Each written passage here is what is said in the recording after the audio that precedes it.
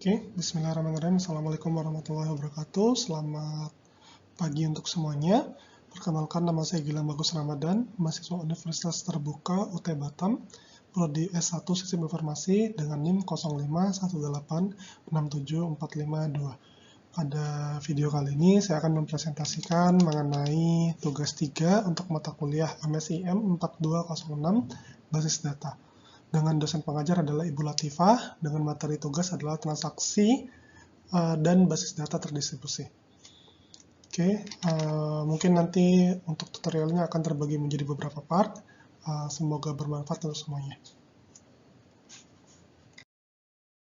Oke, berikut ini adalah outline untuk presentasi kita kali ini. Pertama adalah mengenai studi kasus untuk tugas 3, apa saja yang akan saya lakukan, dan kemudian nanti berikutnya adalah tools dan alat-alat apa aja yang mungkin akan saya gunakan. Kemudian berikutnya adalah tahapan pengerjaan, apa saja yang perlu dipersiapkan. Lalu kemudian pengerjaan praktikumnya. Oke, baik. Di sini kita akan melihat studi kasus untuk tugas 3. Nah, kalau kita perhatikan ya, pada bagian sebelah. Oke, berikutnya adalah mengenai tools dan alat yang akan digunakan untuk kegiatan praktikum kita kali ini. Pertama adalah Microsoft Word sebagai pengolah untuk dokumen praktikum nantinya. Kemudian ada Microsoft Edge, browser sekaligus untuk membuka panduan praktikum 3. Kemudian untuk local development server, saya menggunakan Laragon, ya, yang akan menyediakan bundling MySQL. Kemudian ada Apache ataupun Nginx, dan juga PHP. Nantinya akan saya gunakan untuk membuat database. Nantinya sepertinya saya akan melalui PHP MyAdmin. Kemudian berikutnya ada Microsoft PowerPoint sebagai untuk membuat presentasi untuk direkam, sekaligus sebagai aplikasi screen record nantinya. Kemudian, karena kita akan menggunakan tugas kali ini ada mengenai tentang database terdistribusi, di sini saya menggunakan VirtualBox, ya. Kemudian nanti di dalamnya sudah ada terinstall CentOS dan juga XMPP, agar nanti kita bisa membuat database terdistribusi. Oke, untuk yang pertama adalah database transaksi untuk commit. Jadi commit merupakan perintah dalam basis data ya, kalau gampangnya mungkin MySQL ya, yang digunakan untuk menyimpan perubahan yang telah dilakukan selama transaksi itu berlangsung ke database secara permanen. Seperti itu. Jadi beberapa perubahannya itu bisa seperti apa? Misalnya kita melakukan insert, kita melakukan update, kita melakukan delete. Nah, itu adalah perubahan yang kita lakukan di dalam suatu transaksi. Jadi ya kalau kita buat satu transaksi, kita bisa melakukan banyak hal sekaligus seperti itu ya. Lalu nanti kita lakukan commit untuk menerapkan perubahannya. Nah, setelah commit itu dilakukan, perubahan tidak dapat dibatalkan lagi. Kecuali nanti kita, kalau misalnya kita lakukan insert, berarti untuk membatalkannya bisa dengan melakukan delete seperti itu ya. Jadi umumnya adalah setelah commit dilakukan, tidak dapat dibatalkan lagi, atau tidak dapat di-undo. Jadi fungsi commit untuk apa? Sudah pasti adalah untuk menyimpan perubahan secara permanen ya. Jadi semua perubahan yang kita lakukan tadi, baik insert, update, delete, itu akan langsung ter-apply di dalam database kita, di MySQL kita. Lalu kemudian yang kedua sebagai akhir dari transaksi. Jadi commit itu mengindikasikan akhir dari transaksi apabila semuanya itu berhasil dijalankan. Kemudian yang ketiga adalah untuk menghindari datanya tidak konsisten. Jadi hanya memastikan bahwa hanya transaksi yang valid saja yang diterapkan ke dalam database. Mungkin sebagai contoh seperti ini. Mungkin kita melakukan proses pendaftaran ya. Mungkin kalau untuk proses pendaftaran dia harus mengisi ke tabel pasien, lalu nanti setelah di mengisi ke tabel pasien, lalu nanti akan mengisi ke tabel daftar seperti itu. Lalu untuk mengisi ke tabel daftar juga harus ada data seorang administrator untuk mencatat ya, mencatat siapa nih pasien yang melakukan pendaftaran. Jadi kalau misalnya salah satu proses transaksi tadi ada yang gagal, sebagai contoh misalnya insert ke tabel pasiennya berhasil, tapi ketika insert ke tabel daftarnya gagal, maka dari itu ya commitnya tidak akan dilakukan seperti itu. Commit hanya akan berjalan jika proses insert ke tabel pasien dan juga nanti proses insert ke tabel daftar itu berhasil. Barulah nanti akan di-commit dan diterapkan perubahannya. Nah, sama seperti yang penjelasan saya tadi ya, untuk skenario commit saya, kasusnya adalah nanti seorang pasien akan mendaftar melalui seorang admin.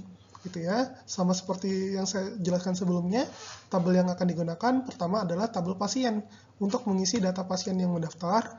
Lalu nanti tabel administrator, kira-kira siapa nih admin yang mencatat pendaftaran si pasiennya. Lalu mungkin tabel berikutnya adalah tabel daftar. Sudah pasti adalah untuk mencatat pasien tersebut mungkin siapa yang daftarin, administrator yang mana yang daftarin. Nah, kira-kira seperti itu untuk skenario commit saya. Mungkin nanti di next-nya akan ada video untuk pembuatan commitnya.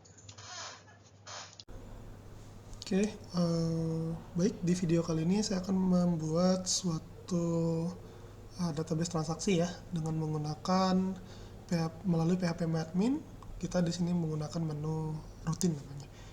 Jadi untuk membuatnya kita dapat menjalankan local development server kita ya. Di sini saya pakai Laragon. Kemudian kita dapat mengunjungi PHP MyAdmin kita. Kemudian ini kemarin database yang sudah kita buat ya. Dan di sini kalau kita lihat di designer, nah ini adalah database, ini adalah datanya ya. Ini adalah tabel-tabel yang ada di dalam database kita. Kemudian kita sudah membuatnya berdasarkan dengan ERD yang sudah diberikan. Nah, lalu langsung saja kita buat database transaksi commitnya ya. Nah, caranya adalah kita kunjungi routines seperti itu ya, lalu kita create routine. Nah, tapi sebelum kita create, saya briefing terlebih dahulu ya mengenai commit yang akan kita buat. Jadi di sini kita akan melibatkan 3 tabel. Tabel pertama adalah tabel pasien, kemudian tabel administrator, dan juga tabel daftar.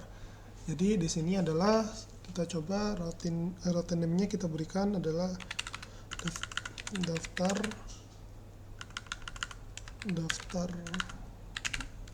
pasien. Tipenya adalah prosedur. Lalu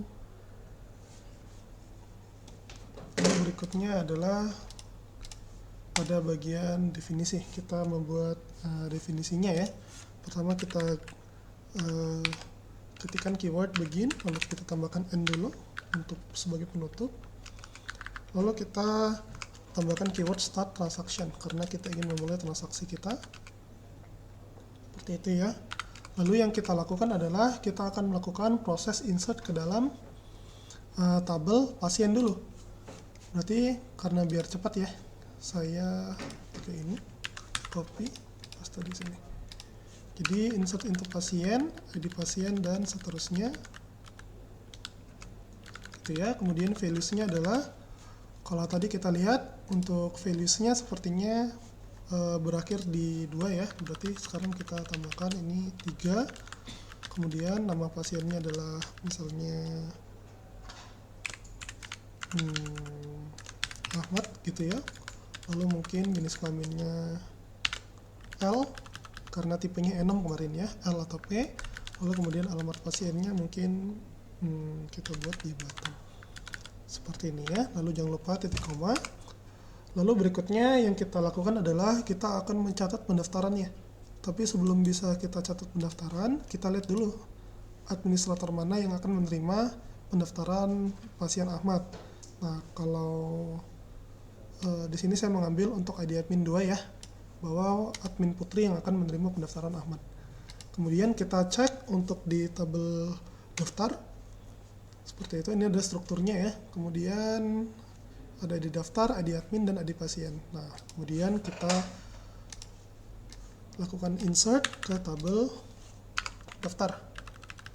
Seperti itu ya. Kemudian values-nya adalah, kalau untuk ID daftar, karena kita tidak tahu, kita bisa buat null. Seperti itu ya, karena kan juga tipenya adalah auto increment ya, jadi tidak masalah.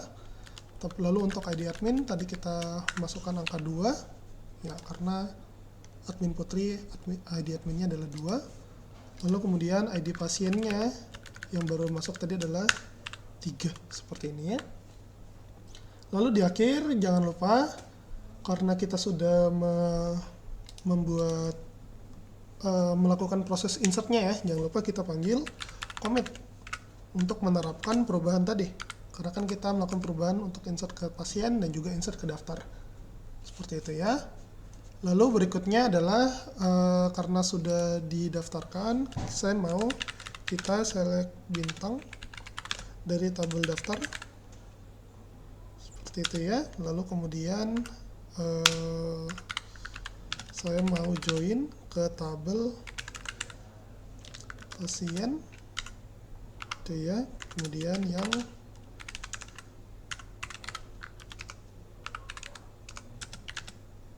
sama dengan kemudian join lagi bersama dengan tabel administrator, kemudian di tabel administrator ID admin sama dengan daftar, terus pada kolom ID admin. Di sini kita jangan select bintang, tapi kita select pasien, kemudian nama pasien, kemudian sebagai nama pasien, kemudian berikutnya adalah nama administratornya.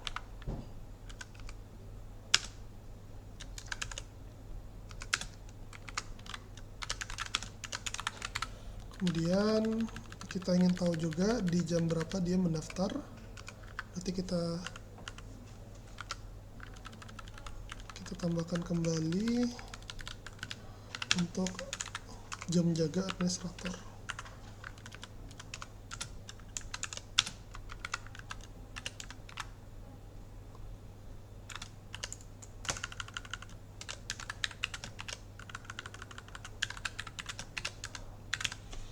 Nah, tapi sebelum kita simpan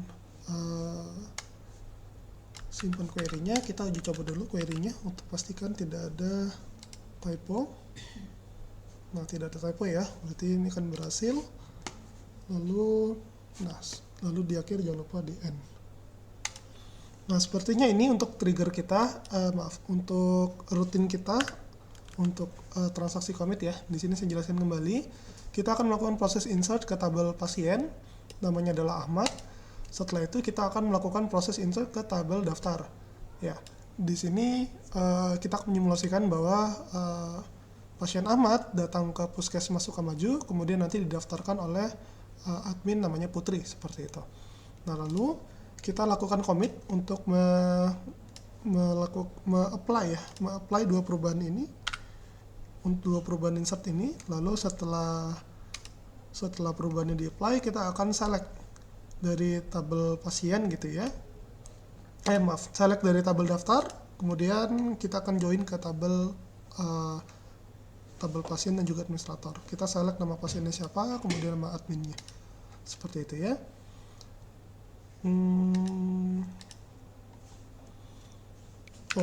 Mungkin terakhir kita bisa tambahkan where ya. Where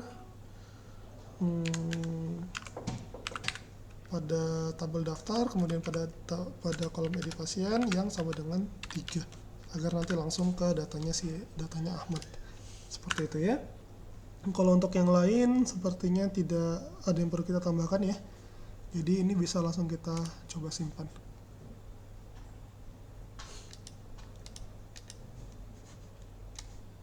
Oh ya, ini karena nggak perlu jadi kita drop aja ya, karena kan tidak perlu.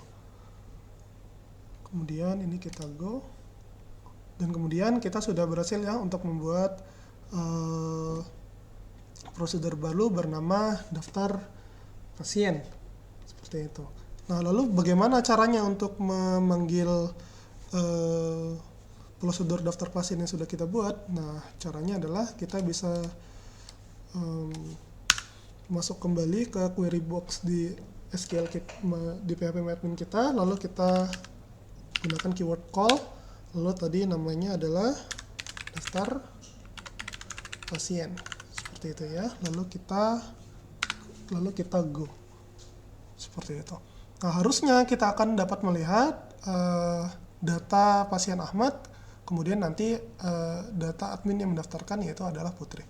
Kita go. Nah, lalu sudah harusnya berhasil ya. Nama pasiennya Iqbal, kemudian nama adminnya Putri. Seperti itu. Tapi kita coba lihat kembali ya, sepertinya masih ada yang kurang tepat dari rutin kita, dari prosedur yang udah kita buat tadi. ID adminnya 2, ID pasiennya 3. Nah, coba kita cek kembali di tabel pasien. Ahmad sudah berhasil masuk ya, bahwa Ahmad ID pasiennya 3. Tapi kalau kita lihat di tabel daftar, nah sudah berhasil ya, tapi sepertinya pada bagian select kita sepertinya ada yang salah.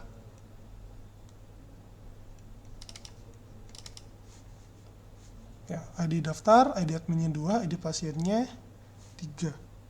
Ini kalau kita coba,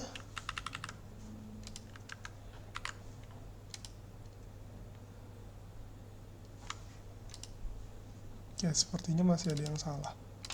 Nah, di sini salahnya. Harusnya kita panggil ID pasien. Kita go dulu. Nah, ya, salahnya di situ ya. Seharusnya kita pakai ID pasien. Kemudian kita go. Kemudian karena ada kesalahan, kita drop kembali datanya. Di pasien juga kita drop kembali datanya. Kemudian kita lakukan pemanggilan prosedur kembali. Call daftar, namanya adalah daftar pasien. Nah, seharusnya kalau kita go, akan ada nama pasien baru ya, Ahmad. Nama admin yang mendaftarkan adalah Putri di waktu jaga jam 14 sampai jam 21. Kalau kita cek kembali di tabel pasien, sudah ada ya data Ahmad. Kemudian di tabel daftar, ini juga sudah ada ya datanya. Di daftarnya tadi mulai seharusnya 1 ya, tapi karena tadi kita delete dan kita ulangi, maka di daftarnya 2. Nah, kira-kira seperti itu untuk pembuatan commit pada MySQL. Terima kasih. Oke, lalu untuk yang berikutnya adalah database transaksi untuk rollback. Nah, rollback itu adalah perintah SQL yang digunakan untuk membatalkan transaksi yang sedang berjalan dan kemudian mengembalikan database ke keadaan sebelum transaksi itu dimulai. Rollback itu sangat berguna untuk menghindari perubahan data yang tidak valid, terutama jika terjadi kesalahan saat eksekusi transaksi itu dilakukan. Seperti itu ya. Jadi fungsi rollback apa aja? Pertama, untuk mencegah data korup kalau terjadi error, lalu kemudian mengembalikan database ke kondisi konsisten, ke kondisi awal. Lalu kemudian berguna kalau misalnya kita memiliki skenario di mana satu transaksi itu memiliki banyak proses. Seperti itu ya, misalnya proses pertama, proses kedua, proses ketiga, proses keempat. Yang mana keempat proses tadi itu harus berhasil, baru kita lakukan perubahan. Kalau misalnya ada salah satu proses aja yang gagal gitu ya, maka ya perubahannya itu harus dibatalkan, seperti itu. Mungkin itu fungsi rollback ya. Lalu untuk skenario rollback yang akan saya tunjukkan adalah, pertama, kita akan melakukan proses insert ke tabel pasien, seperti itu ya. Lalu kemudian nantinya kita akan mengganti alamat dari pasien bernama Ahmad. Seperti itu ya. Untuk tabel yang akan digunakan hanya tabel pasien, untuk data pasien saja. Oke, baik, masih berlanjut lagi videonya.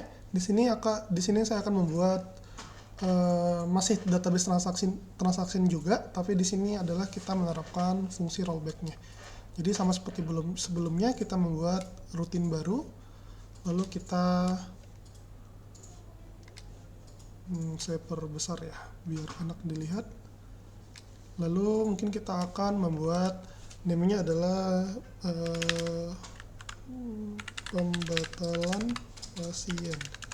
Seperti ini ya. Lalu parameternya karena kita tidak pakai, jadi kita drop. Kita akan membuat definisi ini secara langsung. Seperti biasa, kita start transaction. Lalu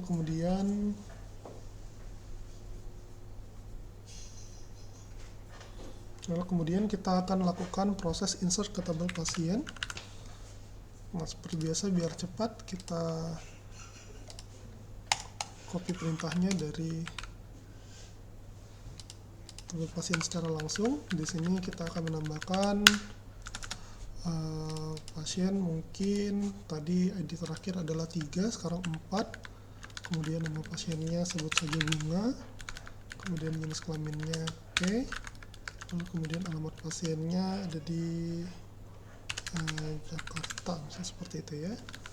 Kemudian jangan lupa titik koma. Nah, di sini mungkin pasien bunga itu batal mendaftar ke puskesmas kita, seperti itu ya. Maka dari itu perubahannya jangan dilakukan.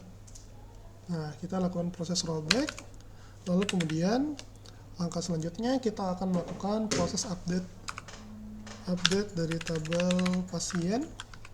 Ya, kita akan mengupdate alamat dari pasien yang bernama Ahmad.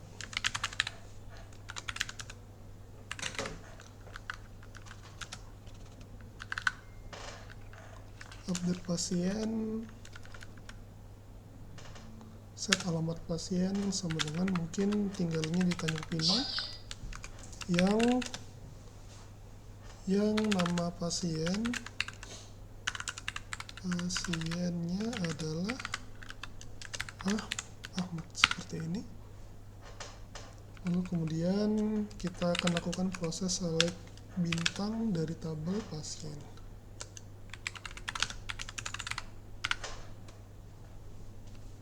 Seperti ini ya, lalu kita jangan lupa akhiri dengan tanda N. Sepertinya bukan start transaction ya, tapi kita lupa menambahkan begin. Kita mulai transaksinya, lalu kemudian kita lakukan proses insert into ke tabel pasien untuk pasien bunga. Tapi karena pasien bunga itu gagal atau membatalkan pendaftarannya, maka kita akan lakukan rollback. Lalu kemudian kita lakukan update alamat pasien Ahmad, alamatnya sekarang menjadi di Pinang.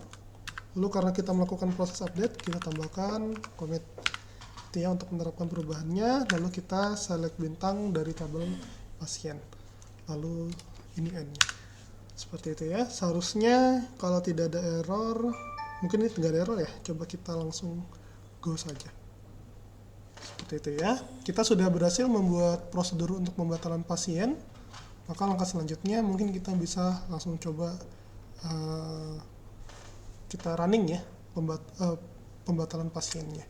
Nah, tapi sebelum itu kita coba periksa kembali. Kita fokus ke data Ahmad ya.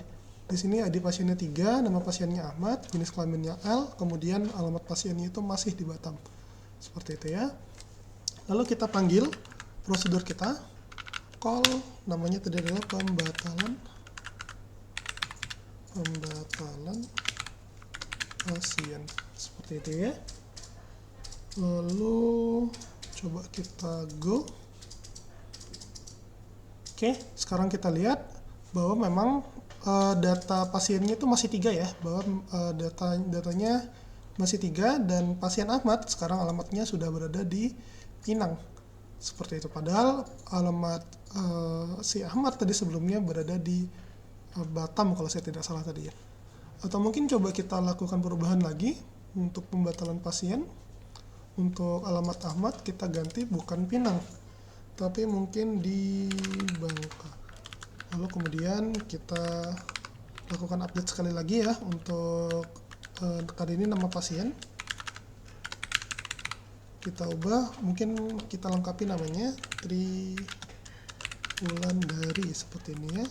Kemudian yang nama pasiennya adalah Tri. Kita go.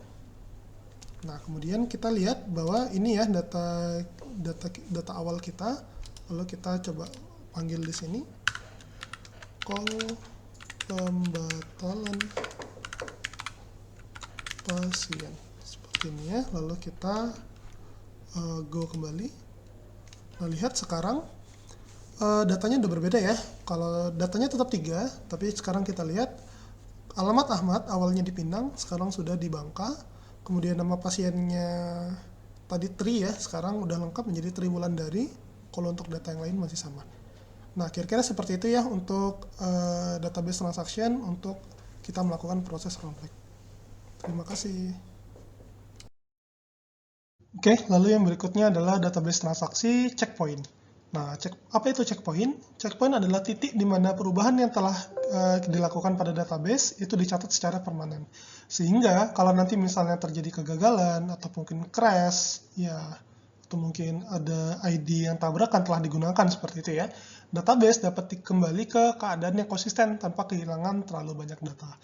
Nah, jadi skenario-nya bagaimana? Skenario-nya adalah Pertama seperti ini ya, kita akan mendaftarkan 3 pasien. Jadi ada pasien pertama ke-1, pasien kedua, dan pasien ketiga.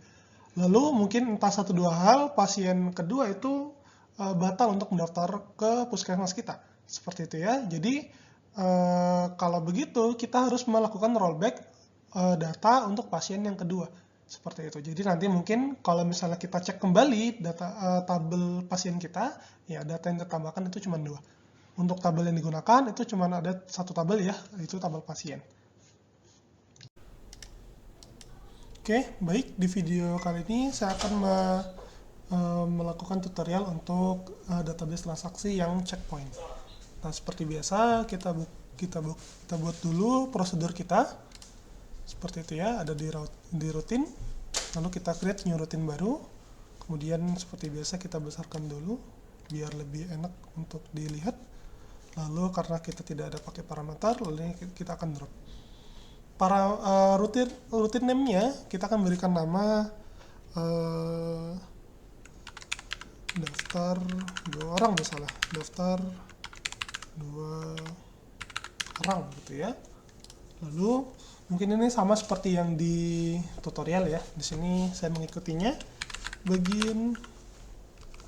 Lalu kita start transaction. Jangan lupa kita end. Seperti biasa ya. Lalu kita akan melakukan proses insert ke tabel pasien. Seperti itu ya.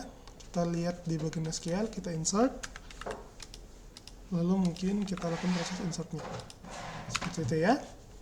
Lalu tadi kalau kita lihat kembali di tabel pasien, ID pasien terakhir itu adalah 3 ya. Maka kalau misalnya ada satu pasien yang mendaftar, maka ID pasiennya adalah 4 gitu ya. Lalu mungkin namanya adalah Hanif, jenis kelaminnya laki-laki, kemudian dia tinggal di di Batam ya, biar cepat. Nah, lalu di sini kita menambahkan save point. Ya, di sini save point kita menambahkan bahwa ini merupakan poin pertama. Seperti itu ya. Kalau misalnya nanti kita lakukan ada perintah yang di rollback ya, kita bisa menerapkan dia mau rollback ke save point yang mana. Seperti itu. Nah, lalu kita lakukan hal yang sama. Tapi di sini adalah kita menginsert pasien kedua kita. Seperti itu ya. Nama pasiennya mungkin namanya adalah Tina. Kemudian jenis kelamin perempuan, tinggal di Batu Aji misalnya. Nah, lalu di sini ini kita melakukan proses rollback. Seperti itu ya. Tapi untuk proses rollbacknya kita ingin save point-nya itu checkpoint-nya ya dikembalikan ke poin 1 tadi. Seperti ini ya. Lalu berikutnya kita lakukan proses insert lagi. Kali ini ID-nya adalah ID ke-6, nama orangnya adalah Lutfi misalnya. Seperti ini ya. Laki-laki tinggal di Sekupang. Seperti itu ya. Di sini kita tidak akan melakukan proses rollback, tapi kita langsung melakukan commit gitu ya, karena kita ingin menerapkan perubahannya. Dan lalu yang di akhir, seperti biasa kita akan lakukan select bintang dari tabel pasien. Seperti itu ya. Nah, lalu kita akan melakukan proses end. Lalu mungkin kita lakukan proses go. Gitu ya. Di sini kita sudah membuat prosedur baru, namanya adalah daftar 2 orang. Seperti itu. Lalu kita lihat untuk di tabel pasien, datanya itu cuma ada 3. Dan di sini kita coba kita running ya prosedurnya. Call nama prosedurnya tadi adalah daftar 2 orang. Seperti itu ya. Lalu kita jalankan. Nah, sekarang kita lihat data di tabel pasien kita itu sudah ada 1, 2, 3, 4, 5. Sudah ada 5, padahal awalnya 3. Nah, tadi untuk skenario-nya adalah seperti ini. ada 3 orang pasien yang ingin daftar ke puskesmas kita, tapi pasien kedua itu membatalkan pendaftarannya. Sehingga ya data pasien kedua mau nggak mau harus kita hapus atau ya mungkin kita langsung rollback seperti itu. Seharusnya kalau misalnya pasiennya ketiga pasien tersebut itu mendaftar ya, berarti harusnya datanya ada 6. Tapi di sini datanya cuma ada 1, 2, 3, 4, 5. Yang artinya kita sudah berhasil ya melakukan proses rollback-nya. Seperti itu. Jadi kalau saya jelaskan kembali, di sini kita akan melakukan proses insert gitu ya, dan di setiap insert kita melakukan save point kita. Seperti itu. Lalu di sini pada proses insert kedua untuk pasien Tina, di sini kita menyimulasikan jika terjadi kegagalan SQL gitu ya, entah misalnya ID-nya itu duplikat gitu ya, ataupun datanya tidak ditemukan dan lain. Tapi di sini kita melakukan proses rollback saja gitu ya, karena biar simple. Nah, untuk proses rollback-nya dikembalikan ke save point yang mana? Seperti itu. Nah, save point yang dikembalikan adalah untuk save point yang 1. Seperti itu. Maka dari itu kita panggil. Rollback-nya adalah kita akan rollback ke save point pertama. Seperti itu. Jadi untuk yang kode ke-8 yang insert ke pasien kedua itu akan dibatalkan. Seperti itu. Lalu kita akan lanjut untuk melakukan proses insert data yang ketiga ya, atau yang kedua seperti itu ya. Data berikutnya lah gitu. Nama pasiennya adalah Lutfi. Nah, kemudian kita akan melakukan proses commit. Nah, yang mana yang akan di-commit? Yang akan di-commit adalah pertama data insert pertama kita, yaitu data pasien Hanif. Kemudian untuk yang Tina gimana? Untuk yang Tina akan dibatalkan karena sudah di rollback. Seperti itu. Kemudian dikembalikan ke poin pertama, yaitu poin pertama adalah untuk insert pasien Hanif. Kemudian berikutnya apa? Berikutnya adalah insert untuk pasien Lutfi. Seperti itu. Dan kedua data tadilah yang akan dilakukan proses insert ke tabel pasien kita. Kemudian ya di akhir kita melakukan select bintang untuk melihat semua datanya. Nah, kira-kira seperti itu ya untuk penggunaan checkpoint. Jadi kita dapat menerapkan di titik mana nih kita ingin kembali ke posisi yang mana kita mau kembali. Seperti itu. Jadi ya kalau misalnya kita punya proses transaksi data yang besar misalnya seperti itu ya. Kemudian mungkin kita punya prosesnya itu saling terikat satu sama yang lain gitu ya. Kita bisa menambahkan checkpoint seperti itu agar nanti ya kita nggak perlu capek-capek kembali ke proses awal kita ngulangin semuanya. Kita hanya melakukan proses mana nih yang gagal, kemudian itu kita langkahi, kemudian kembali ke posisi sebelumnya. Nah, kira-kira seperti itu untuk database transaction yang checkpoint. Terima kasih. Oke, lalu kemudian untuk transaksi yang terakhir adalah trigger ya. Trigger adalah suatu mekanisme di dalam basis data yang memungkinkan kita untuk mengeksekusi otomatis suatu perintah atau aksi gitu ya yang terjadi ketika terjadi suatu perubahan pada data dalam tabel kita. Misalnya seperti tambah data atau mungkin kita update atau mungkin kita delete. Seperti itu ya. Trigger itu bekerja berdasarkan suatu event ya yang biasa terjadi pada database dan aksinya kemudian akan dijalankan itu tergantung kebutuhan kita. Nah, sebagai contoh misalnya ini skenario trigger kita. Pertama kita akan mengurangi stok obat jika obat itu sudah dibeli oleh pasien. Nah, tabel yang terlibat itu pertama ada tabel pasien. Kemudian ini dua tabel baru ya. Ada tabel obat untuk menyimpan data obat dan juga data stoknya. Kemudian tabel terakhir adalah transaksi obat untuk transaksi pembelian obatnya. Seperti itu. Oke, kembali lagi bersama saya. Di video kali ini saya akan menunjukkan bagaimana cara melakukan trigger ya pada MySQL. Tapi sebelum kita melakukan trigger, kita membuat tabelnya terlebih dahulu ya. Karena kan untuk di tabel yang ada saat ini kan baru ada 6. Sementara untuk trigger, ini saya ingin scannernya tadi adalah saya punya tabel obat, di dalamnya itu ada stok. Kemudian ada tabel transaksi obat yang menyimpan data pembelian obat oleh pasien. Jadi kalau misalnya ada pasien beli obat nih, stoknya nanti akan dikurangi. Seperti itu ya. Jadi karena kalau gitu ya kita buat dulu tabelnya. Sepertinya ada kodenya ya di Pandem Praktikum, kita tinggal copy aja. Kemudian berikutnya tabel transaksi obat. Seperti itu ya, kita copy juga, kemudian kita paste seperti itu ya. Di sini kesalahannya itu belum titik koma. Seperti itu ya, ini harusnya bisa.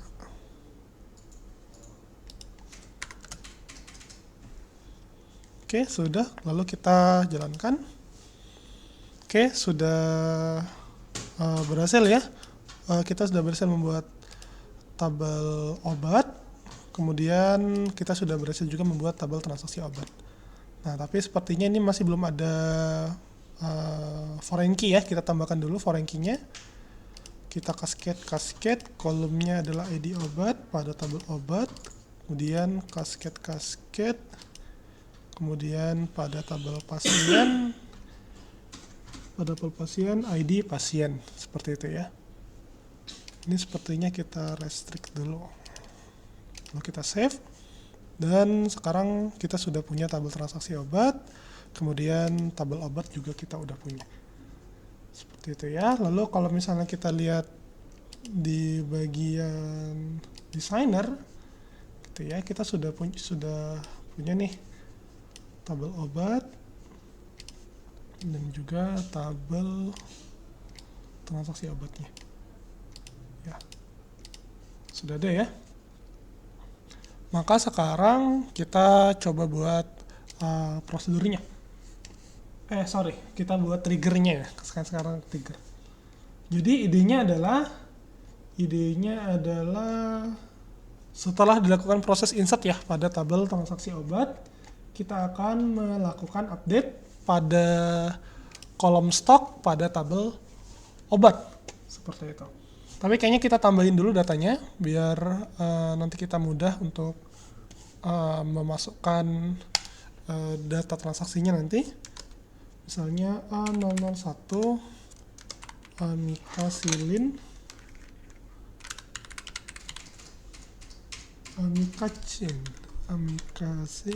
kemudian harganya itu 20.000, Tuaga, stoknya itu ada 10, lalu kemudian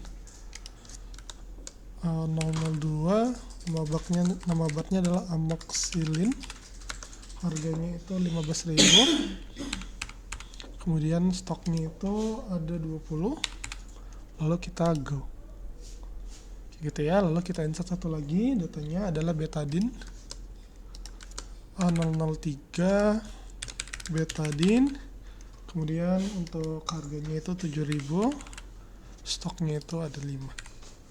Nah, seperti ini ya, kita sudah punya datanya, ada obat amikacin, amoxicillin, dan juga ada betadine.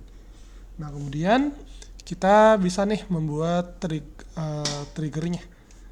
Nah, caranya kita ke database Puskesmas Sukamaju dulu, lalu kita tekan tab trigger. Nah, setelah itu kita buat trigger yang baru. Kayak gitu ya. Lalu kita seperti biasa buat nama triggernya dulu ya. Misalnya